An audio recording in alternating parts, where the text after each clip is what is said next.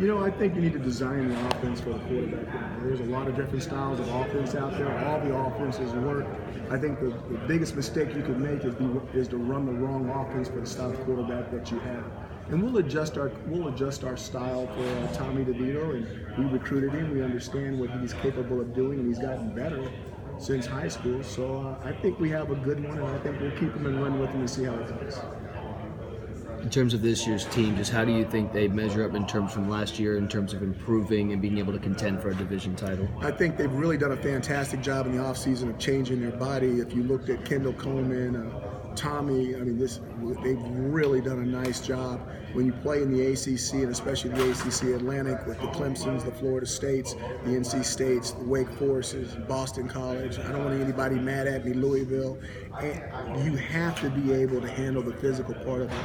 So many times, and I was talking to a couple of the coaches backstage, so many times the team that is the healthiest in November normally has the edge to win the football game. And the way you stay healthy is being lucky and being big and being physical. So we're really working on the two parts that we can control, and we hope we get the edge on the third part by grace. How important is it for this program to stay consistent? After a 10-win season, I got to imagine this is a pivotal year for you guys to assert yourself as a legit contender in that division by having another good season. We would love to be able to back up one of the best seasons we've had in a long time since 2001 with another strong season. Our whole goal is to be consistent and not occasional. It doesn't mean that we're going to meet our goal, but that's definitely the goal that we're going after. How important is that success to the people of Syracuse, who it's normally a basketball and lacrosse kind of town, but with rich football history? How important is it for Syracuse football to be back on the map for them? I think it's big for the community. I think that they love their football and they love their basketball and they love their lacrosse, and they want to have it all, which is like a lot of fans want to have it all. And we're going to try to give it to them. It's difficult, especially when you talk about football in the ACC Atlantic, but we have a chance. And if we have a chance, we're going to go out there and play our odds and see how it goes. And why have you guys had consistent success, or at least been able to challenge Clemson? You're one of the few teams in the ACC over the last several years that's been able to give them fits and, in fact, beat them when other ACC teams seem to struggle going against the top contender in the league. I just think sometimes our style may give us a little bit of a better chance than some of the other teams. You have to give Dabo and University of Clemson their props. They haven't lost a game since 2017. Last time I checked, there's only one team that can say that. Hey, Dean, talk about one of your tight end coaches, Reno Ferry. What type of coach is he that brings to your organization? He's an Army grad, military, straight lace.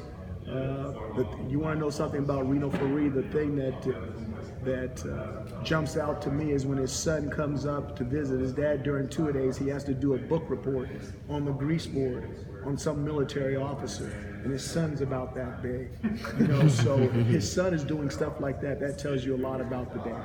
Yeah, and what does he do with the players, with the tight ends and the wide receivers? He's working with those guys. He's one of our tight end, inside receiver coaches. He does a fantastic job working with their skill and instilling this type of toughness with them, no question. You mentioned Clemson earlier.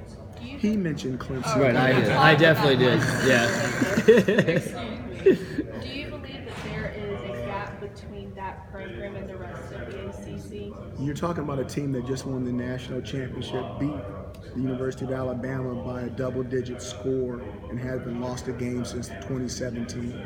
I think that they are a fantastic team, and I think that the ACC Atlantic and the ACC teams have a better feel for them because we play them a lot more. But I think that when the other teams outside the conference plays a team like that they have a lot of trouble with. Coach, do you think that the ACC didn't get a fair perception from some last season just because they're not used to a program like Syracuse being one of the best teams in the conference? I think if you go back and just check the bowl games, and the best way to check a conference's strength is to see what they do in the bowl games. I remember 2 years ago, my son-in-law was playing for Texas A&M, and he was playing in the Belk Bowl, and came down, and I watched Texas A&M and Wake Forest go against each other. And Wake Forest won that game. And it was like I know that they didn't have a coach, but they had all the personnel, and they had a lot of coaches working. I think that sometimes the bottom half of the ACC and the ACC Atlantic doesn't get maybe the kudos they should get based off of how we perform in the bowl season when we're against other teams from other conferences. What's the most amazing